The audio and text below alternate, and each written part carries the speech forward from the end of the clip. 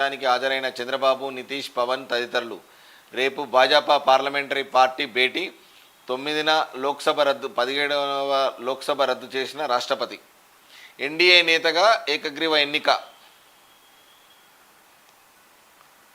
భాజపా చేతికి పగ్గాలొద్దు, ప్రజల మనోభిష్టం ఇదే, తగిన సమయంలో సరైన అడుగులు వేస్తాం. మరికొన్ని పార్టీలు మా చేతిలో కలిపాయి.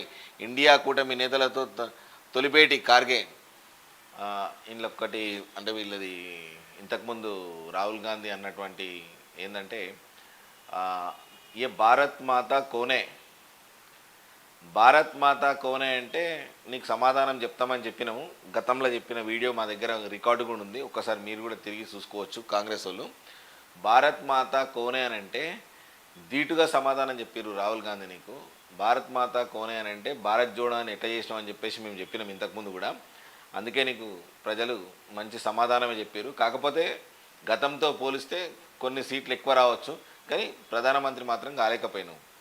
అట్లాంటి వ్యాఖ్యలు చేస్తే ఇగో ప్రజల తీర్పు ఇట్లనే ఉంటుంది.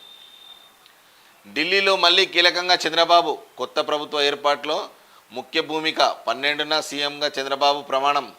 తీన్మార్ మల్లన్న ముందంజ. పట్టభద్రుల ఎమ్మెల్సీ ఉప ఎన్నికలో కాంగ్రెస్ బలపరిచిన అభ్యర్థికి మొదటి రౌండ్లో 36,210 ఓట్లు. బారాస బలపరిచిన రాకేష్ రెడ్డికి 28,540 ఓట్లు. ఢిల్లీలో జరిగిన ఎన్డీఏ పక్షాల సమావేశంలో తెదేపా అధినేత చంద్రబాబు నాయుడు, బీహార్, మహారాష్ట్ర ముఖ్యమంత్రులు నితీష్ కుమార్, ఏక్నాథ్ షిండేల, ప్రధాని నరేంద్ర మోడీ మాటామంతి విచ్చేసిన అతిరథ మహారథులు. ఇది నిన్న ఎవరు రేవంత్ రెడ్డి పెట్టినటువంటి ప్రెస్ మీట్లో ఏమన్నాడంటే, విలేకరుల సమావేశంలో మాట్లాడుతున్న సీఎం రేవంత్ రెడ్డి, చిత్రంలో మంత్రులు పొంగులేటి శ్రీనివాసరెడ్డి, పొన్నం ప్రభాకర్, బారాస ఎమ్మెల్యేలు ఆత్మప్రబోధానుసారం వ్యవహరించాలి. వారి ఆత్మగౌరవాన్ని భాజపాకు తాకట్టు పెట్టిన కేసీఆర్ కుటుంబం గులాబీ ఓట్లను కమలదళానికి బదలాయించారు. మోదీ గ్యారంటీని ప్రజలు తిరస్కరించారు. రాష్ట్రంలో పార్టీ జయాపజయాలకు నాదే బాధ్యత. డిసెంబర్ 9న తెలంగాణ తల్లి ఉత్సవాలు. సీఎం రేవంత్ రెడ్డి వెళ్ళాడు. అన్న రేవంత్ అన్న ఎట్లాగో సచ్చిన పాము వచ్చింది, కేసీఆర్ వచ్చిండి అయిపోయింది, పొందబెట్టిరు, టీఆర్ఎస్ను పొందబెట్టిరు. దయచేసి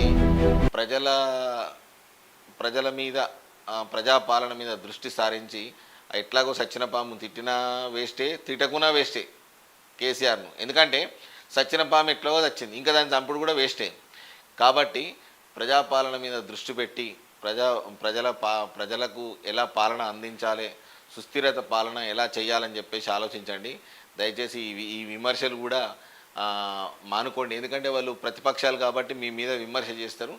అది కొంచెం లైట్ తీసుకొని ప్రజలకు పాలన ఎలా అందించాలో దానిపైన మీరు ప్రయత్నం చేయండి. ఇంకా ఏ బియ్యం వేసుకున్నాం.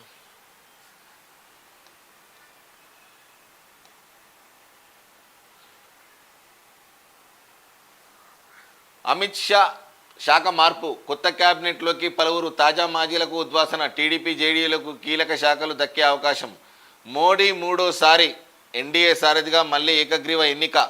కూటమి భేటీలో బాబుకు ప్రత్యేక ప్రాధాన్యం. రేపు ఎన్డీఏ పక్ష ఎంపీల సమావేశం. కూటమి నేతగా లాంఛనంగా మోదీ ఎన్నిక అనంతరం రాష్ట్రపతిని కలిసి నివేదిక. 8న లేదా 9న మోదీ సహా క్యాబినెట్ ప్రమాణం. మంత్రివర్గంలో చేరుతాం చంద్రబాబు. ప్రధాని ప్రమాణానికి హాజరవుతా. 12న మా ప్రమాణానికి మోదీని ఆహ్వానిస్తా. టీడీపీ అధినేత చంద్రబాబు వెల్లడి. గెలుపోటములు సహజమే నరేంద్ర మోడీ. అయితే ఇంకొకటి ఏంటంటే, ఇవాళ మళ్ళీ ఎన్డీఏ ప్రభుత్వం రాగానే చంద్రబాబుది కీలక పాత్ర ఉన్నది అందులోనే. మళ్ళీ గతంలో చంద్రబాబు ఢిల్లీలో కీలక పాత్ర పోషించారు. సో మళ్ళీ కూడా చంద్రబాబుదే కీలక పాత్ర ఉన్నది. అది ఆంధ్రాకు స్పెషల్ స్టేటస్ ఇస్తారా, ఇయ్యరా, లేక ఏమైనా నిధులు కేటాయిస్తారా, లేకుంటే రాజధాని ఏ రకంగా నిర్ణయిస్తారు? ఎందుకంటే జగన్ పాలనలో 3-4 రాజధానులు చేసిండు. వాస్తవానికి మళ్ళీ వస్తే ఇంటికొక రాజధానికో ఊరికొక రాజధాని చేస్తుండేనేమో జగన్. కాబట్టి ఒకసారి ఇది ఎట్లుంటుంది ఏంది అనేది ఇంకొక 6 మంత్స్ 6 నెలల తర్వాతనే మనకు దీని గ్రౌండ్ రిపోర్ట్ అనేది తెలుస్తుంది. అంతవరకు వెయిట్ అండ్ సీ. వేచి చూస్తాం. బీజేపీ పాలన వద్దని దేశ ప్రజలు తీర్పు ఇచ్చారు. వారి ఆకాంక్షలు నెరవేర్చడానికి ప్రయత్నిస్తాం. ఢిల్లీలోని కార్గే నివాసంలో సమావేశమైన ఇండియా కూటమి నేతలు మోదీకి నైతికంగా ఘోర పరాభవం, బీజేపీ ఫాసిస్టు పాలనపై పోరాటాన్ని కొనసాగిస్తాం, భావసారూప్య పార్టీలను ఆహ్వానిస్తాం, కాంగ్రెస్ అధ్యక్షుడు మల్లికార్జున ఖార్గే. ఆయన నివాసంలో ఇండియా కూటమి నేతల సమావేశం, భవిష్యత్ కార్యాచరణపై చర్చ. సమావేశానికి ఉద్ధవ్ గైర్హాజర్, కాంగ్రెస్ గుర్రుగా ఉన్నారని ప్రచారం. ఈ ఉద్ధవ్ ఠాక్రే కూడా సమావేశానికి హాజరు కాలేదట. కాంగ్రెస్ నేతలు గుర్రుగా ఉన్నారని చెప్పేసి కాంగ్రెస్కి హాజరు కాలే.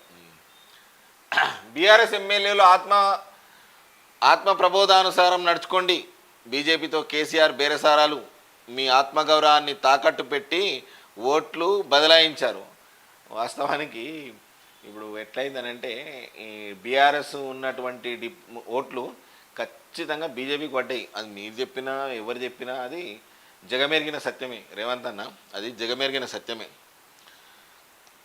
అందుకే బీజేపీ గెలిచిన 7 స్థానాల్లో బీఆర్ఎస్ అభ్యర్థులకు డిపాజిట్లు కూడా దక్కలే. కేసీఆర్ ఉన్నంత కాలం కుట్రలు కుతంత్రాలు, ఎన్నికల ఫలితాలను ఉగాది పచ్చడిలా స్వీకరిస్తా, ఏపీతో సమస్యలని పరిష్కరించుకుంటా మోడీని ప్రజలు తిరస్కరించారు. ఆయన మళ్ళీ ప్రధాని పదవి చేపట్టకూడదు, సీఎం రేవంత్